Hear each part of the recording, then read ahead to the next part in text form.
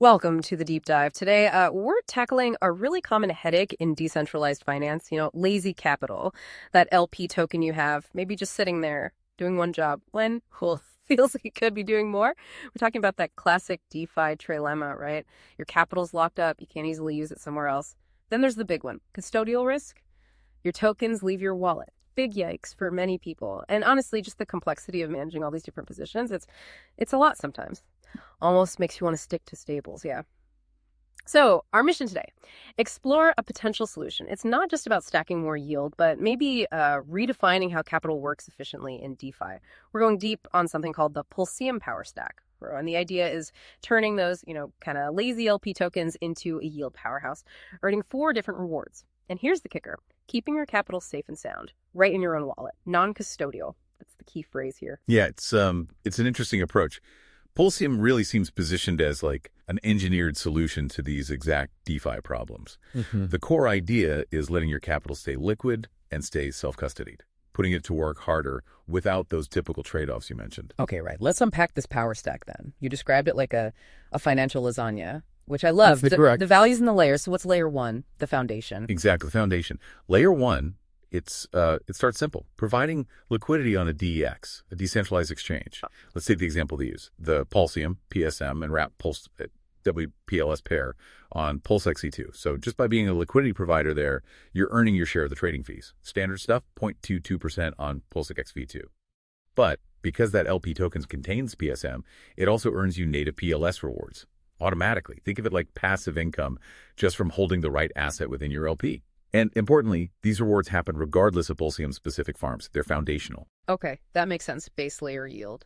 But the outline mentioned layer 2 as the multiplier, the real innovation here.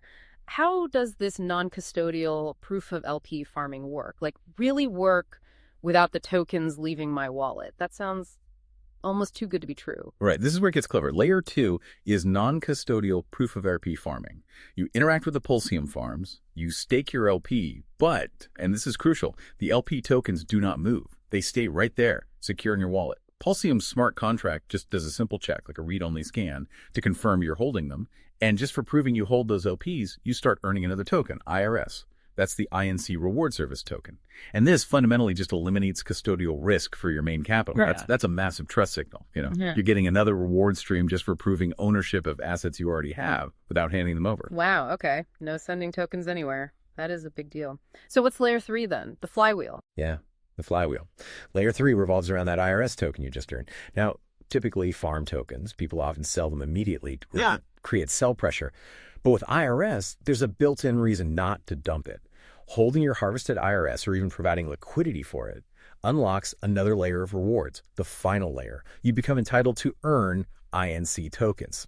So this creates a real economic incentive to hold on to IRS, which helps support its price and makes the whole system more sustainable. Okay, let me try and synthesize this. This power stack. So you start with one asset, your LP token sitting in your wallet, safe. And that single position is now working, like 4 jobs at once. You're getting PulseX trading fees. You're getting PLS reflections from the PSM and the LP. Then, for proving you hold it, you get IRS farm rewards. And then, by holding or using that IRS, you get INC rewards, 1 asset, 4 reward streams. It's pretty compelling capital efficiency. It's not just more rewards, it's smarter rewards. Okay, the elephant in the room for any DeFi project of sustainability. How does this whole thing avoid just, collapsing? How does the value stick? Right. Valid question. And that comes down to the tokenomics, specifically the automated parts built into the code. It's designed to be decentralized, not relying on like a team constantly intervening. There are 2 key automated mechanisms working 24/7. First, an auto burn. A small fee, 0.5% on every single transaction is just permanently removed from circulation. Burned forever. Creates deflation. Second, there's auto LP. Another fee, 1% this time, is automatically used to buy up both sides of, say, the IRC pair and create new liquidity pool tokens. Yeah. And crucially, those new LP tokens, they're immediately burned too, sent to a dead address. This locks that liquidity forever. It can't be rugged or removed. It's immutable code. It's constantly working to build liquidity and reduce supply. A self-strengthening system. Okay, so that IRS token sounds like the real linchpin, the keystone of the farming side. You mentioned its own fees, 3.5% reward fee, 1% auto LP, 0.5% burn. How does that create what did the outline call it? A reflexive flywheel. Exactly. Those fees within the IRS token itself mean that every time IRS is transacted or harvested, it directly feeds back into its own ecosystem. The reward fee sustains the INC rewards, the auto LP builds its own locked liquidity, and the burn constantly reduces its supply. It's designed so that activity and success automatically reinforce its own stability and potential for growth. It's quite elegantly designed, actually. And zooming out a bit, there's also this symbiotic relationship with PulseChain itself. By using core PulseChain assets like PLS and WPLS and rewarding holders with PLS, its success is kind of tied to the success of the underlying chain. It's aligned. Okay, so let's wrap this up for you, the listener. What we've looked at with Pulseium is essentially a non-custodial system for multi-stream rewards. Your main assets stay put. Plus, it has this automated self-strengthening tokenomics engine built in. And worth noting, they say all the smart contracts are verified on chain, so you can check the code yourself. Transparency is key. So here's the final thought. If you're a DeFi user who's, let's say, risk-aware, you care about self-custody, but you're also looking for an edge, for real capital efficiency. This kind of layered, non-custodial approach might represent, well, a unique chance to find some alpha before everyone else piles in. Is this the future for permissionless yield?